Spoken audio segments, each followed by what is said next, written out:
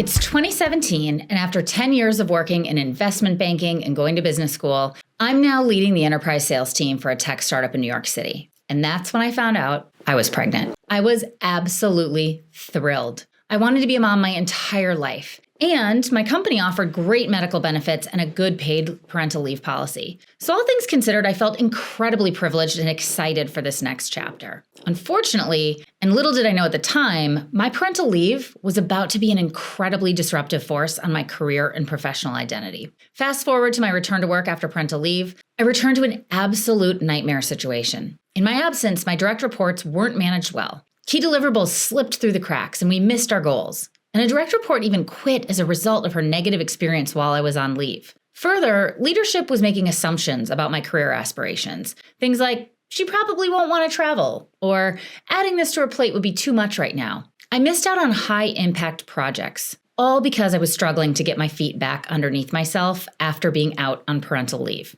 So what did I do? I honestly considered quitting, not to drop out of the workforce, but to take a similar role at a similar company, because the idea of starting fresh elsewhere felt easier than digging out from the hole my parental leave had created. But I didn't quit. I worked overtime to get back to a good place at work. It was exceptionally challenging and painful. And somewhere in that messy middle, I had the epiphany. For all of the great medical and new parent support I had, how was there nothing to support my career trajectory, team, and business across this important time in my life? And I got really determined to figure out, am I unique, or does this happen to others too? So I decided to survey my network, fellow business school grads, many of whom were in consulting, finance, retail, and technology companies. And I just asked them, how was your experience? And almost 100% had the same story. They said, I would never give back the time that I took, but it negatively impacted my career. Turns out, my experience was not unique at all. In fact, it was almost the universal experience across everyone I spoke to.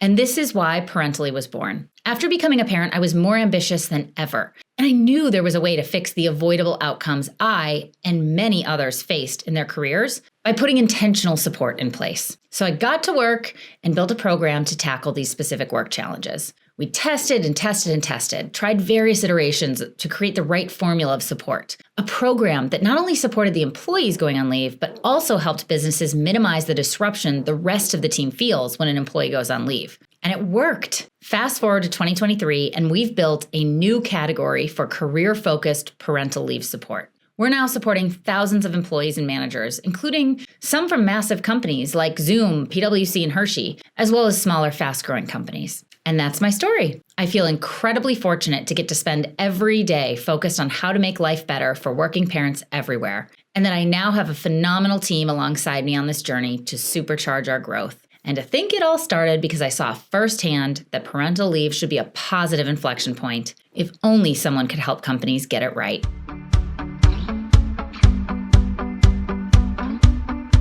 Now that I've shared my founding story, let's dive into the Ask Me Anything segment. At Parentaly, we get tons of questions every single day from people about how to improve the parental leave and return to work experience. And so my team thought it would be fun and possibly hilarious to put me on the spot and ask me 5 questions that came in this week and have me respond live right now. So to be clear, I haven't read these questions in advance, so you're getting the real unscripted Allison response here today. So with that, let me read off the first question. Number 1, I co-lead my company's parent ERG, and the topic of motherhood bias comes up every now and then. How would you advise parents and companies or ERGs looking to overcome or combat the biases that they may be subjected to? Of course, they threw, societal bias issues as the first question. This is a really tough one. Motherhood bias is real. So is the fatherhood bonus. There is plenty of research that proves this out. And just before I answer the question, and maybe this is me stalling,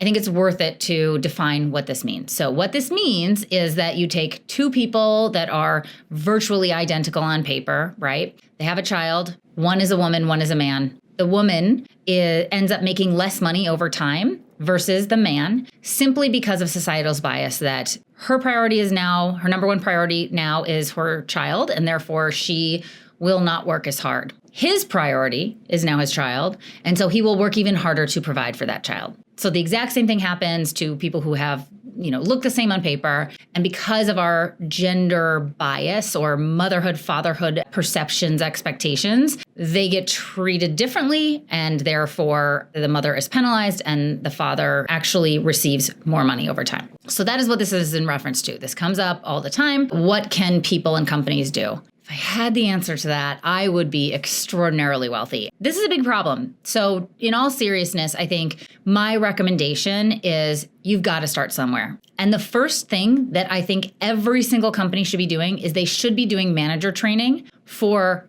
anyone who has people going on parental leave, or quite frankly, even around working parenthood in general.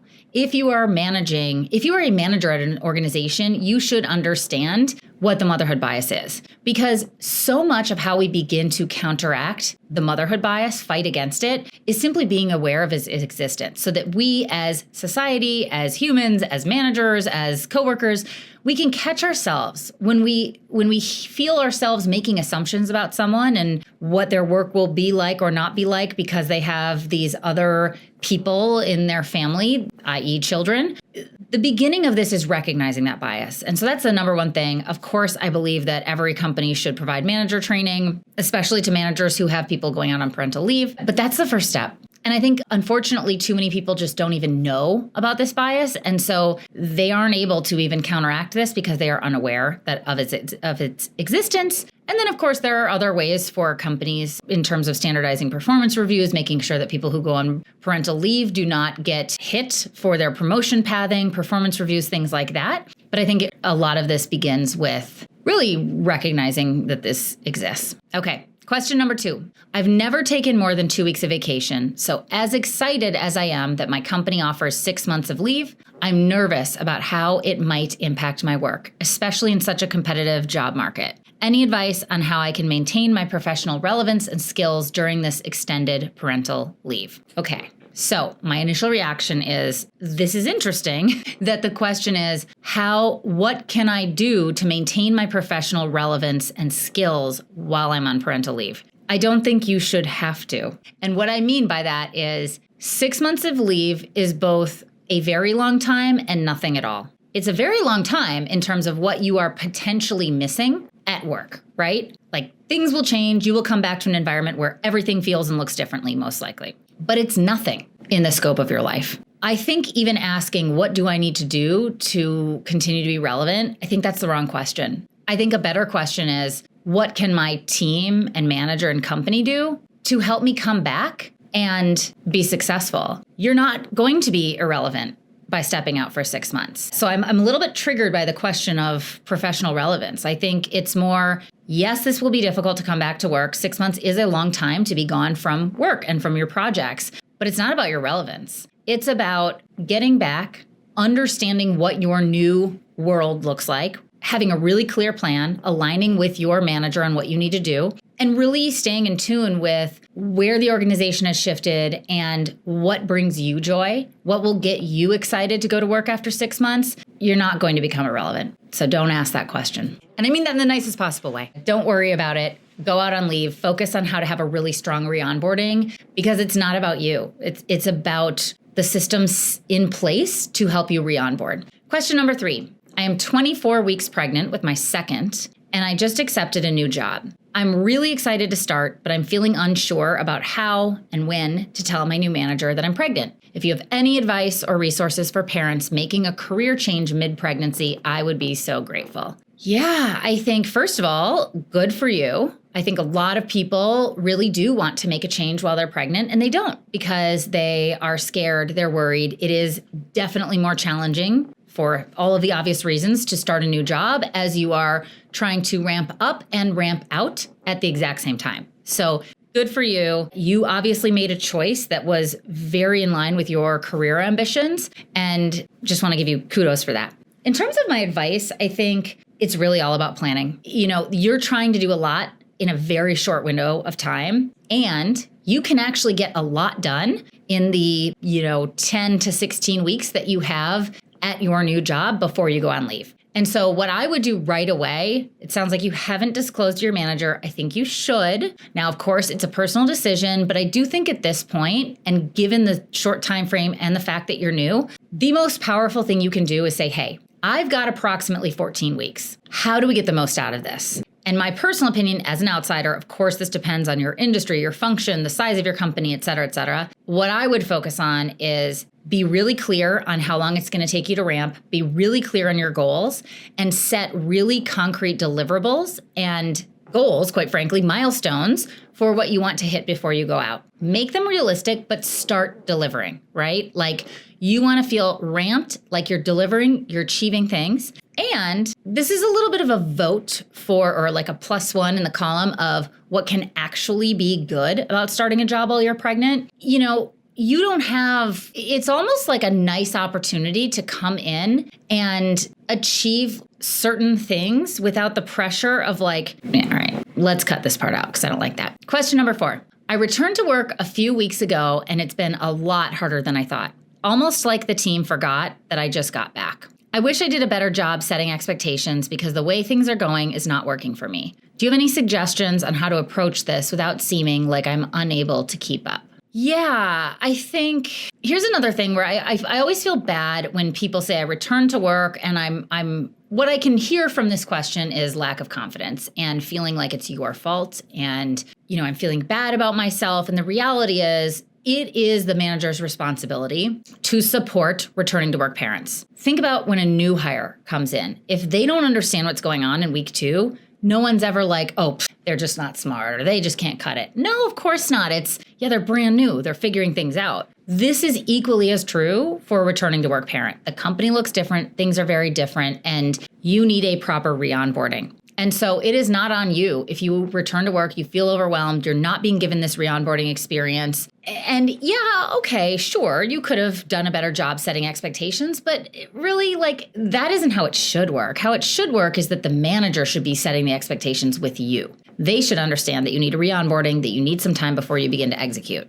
Given that, and it sounds like you don't have that situation, unfortunately, I think the biggest suggestion I have is talk to your manager honestly about this and begin to talk about what you believe is an appropriate ramp up plan with really concrete milestones and due dates and deliverables. We always recommend that people build a 90-day plan. So we recommend that you have a reading time where you're catching up on emails, you're reading any sort of materials that you've missed out on. Then you go into a listening tour, you're meeting with people, you're talking, you're having one-on-ones to find out what you missed. And then you put together a 90-day plan because you want to make sure that you and your manager align on what good looks like. Because if you are not operating with that, you have no idea what matters and what is most important and what is really your North Star. So that is my recommendation is talk to your manager and start building that ramp plan. Make sure you've done a listening tour and had time to sort of read through all the materials and build out a plan. Question number 5. I'm one of the first people to take parental leave at my company. How can I navigate this experience in a positive way, knowing they may not fully support or understand the challenges or changes I'm facing and will continue to face as a working parent? It's a bit of a loaded question. Just because you're the first doesn't mean that they won't understand you or your experience as a working parent. I guess it sort of depends. Are there working parents at the organization? I think going on parental leave as the first or second person is always challenging, simply because the company has never built coverage plans before. People aren't used to being one person down. I have 1,000,001 recommendations. I would say you should go through our coaching program. We walk you through every single step for how to do this. But I guess if I had to call out like the number 1 recommendation, it would just be build a strong coverage plan, which is actually very hard in practice. That's why I have a business around it. But any sort of plan that you can put together is incredibly helpful. Because especially when people haven't done this before, they need to be able to see the plan and you need to make the implicit explicit. You need to write down everything as it relates to your offboarding, your coverage plan, training, goals for what you want your coverage team to do and deliver on when you're out. And you might need to build your own re-onboarding schedule because if your manager has never done this before, unfortunately, they probably don't know how. And while this shouldn't fall on your shoulders, it may be in your best interest to take that on. All right. And with that, thank you so much for your questions. These were great. And we would love to continue to answer your questions. So feel free to send in more and we will see you next time with the next Ask Me Anything. Thanks for listening to this episode of The False Tradeoff. Make sure to subscribe if you like what you heard and give us a follow on LinkedIn to continue the conversation on all things working parenthood and parental leave. Is there a topic you'd love us to cover in a future episode? Drop us an email at hello@parentaly.com. And if you're looking for support on preparing for parental leave, head over to www.parentaly.com. We have checklists, guides, and other free resources to help you make the experience a little bit easier. That's PARENTALY.com.